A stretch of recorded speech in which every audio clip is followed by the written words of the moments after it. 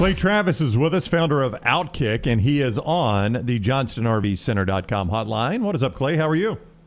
I'm doing well. How are y'all? Doing great. Thanks a lot. Do you view it like I saw some people saying this is hypocritical of the NFL to take the money from FanDuel and the gambling companies and then suspend a guy for gambling? I don't see a hypocrisy in that, but do you?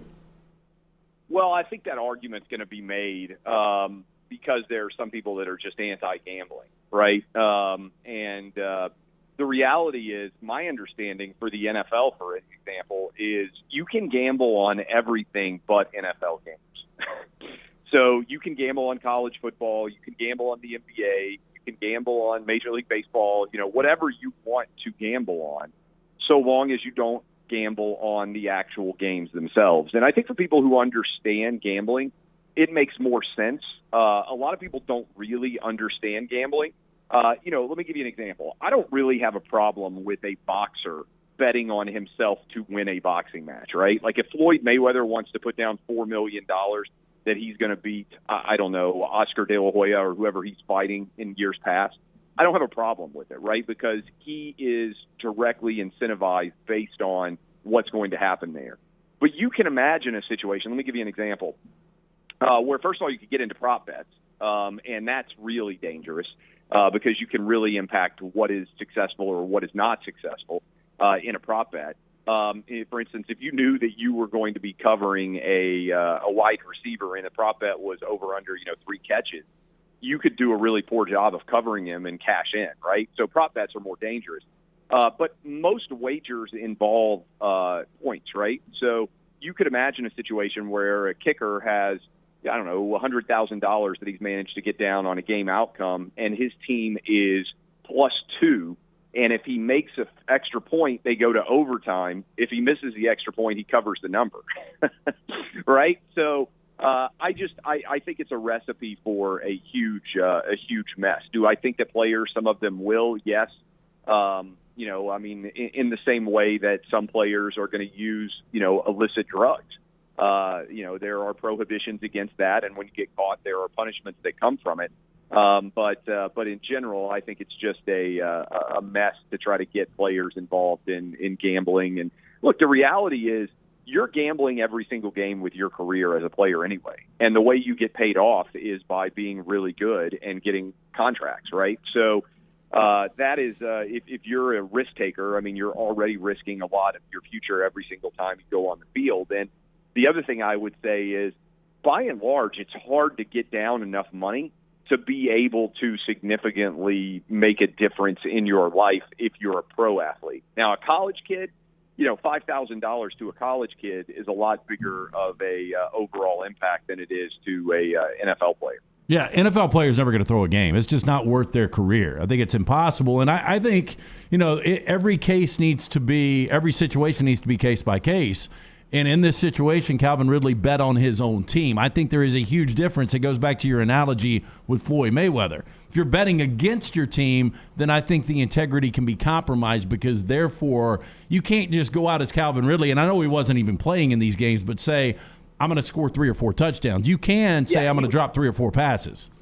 Yeah, that's true. But he was also not even betting on individual games. He was betting on a parlay. I think they were like, multi-team parlay. So it would be almost impossible to rig a parlay for anybody out there who's not, a regular gambler.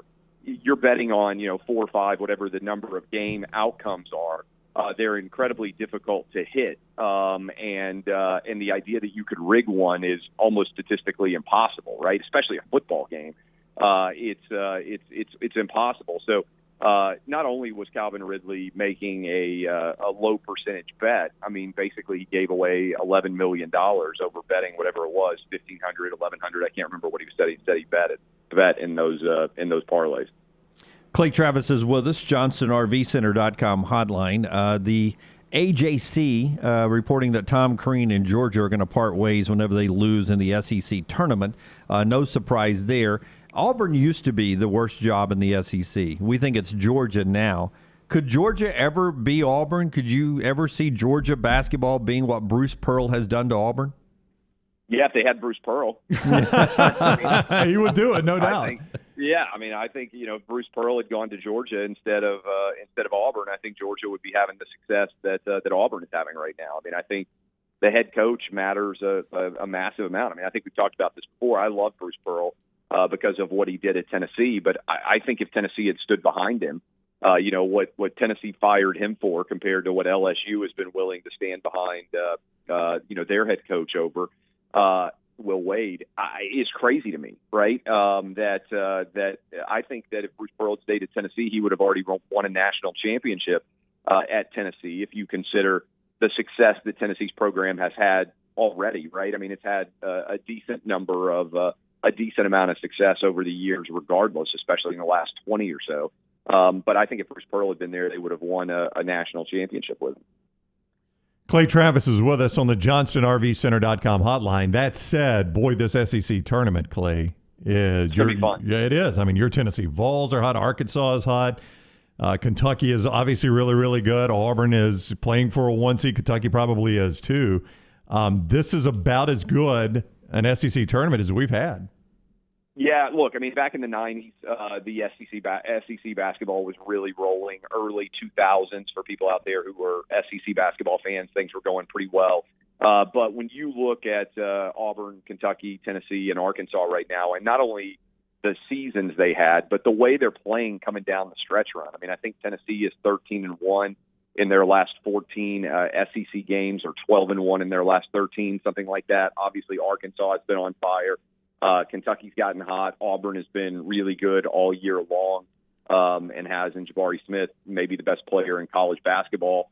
I mean, it's going to be a heck of a ride, and I can't wait. I wish, we kind of got unlucky a little bit. When it's in Nashville, it's fantastic because it's easy for me to get in and go see it. And for people who have had the experience, Nashville's kind of got the perfect location for an arena. Such a bad year for it to be in Tampa. I mean, you're right. In Nashville, the atmosphere with all the teams I just mentioned in Nashville, what a tough ticket, and B, what an atmosphere. Yeah, and all those teams are relatively easy to get to Nashville, whereas, Tampa is not particularly easy to get to. I understand why they move it around geographically, but there would have been a obviously big contingent of Kentucky, Tennessee, Auburn, and Arkansas fans, I think, all there.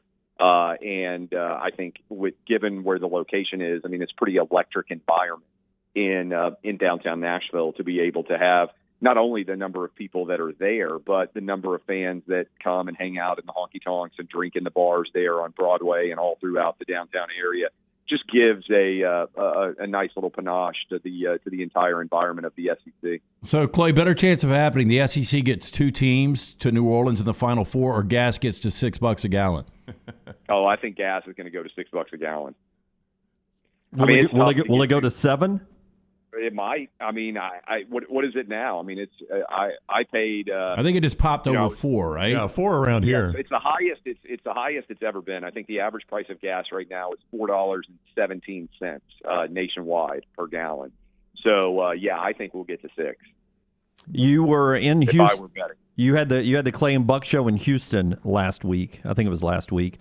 Did you get a chance to do the Houston Rodeo while you were there? Did you get out and see any of that?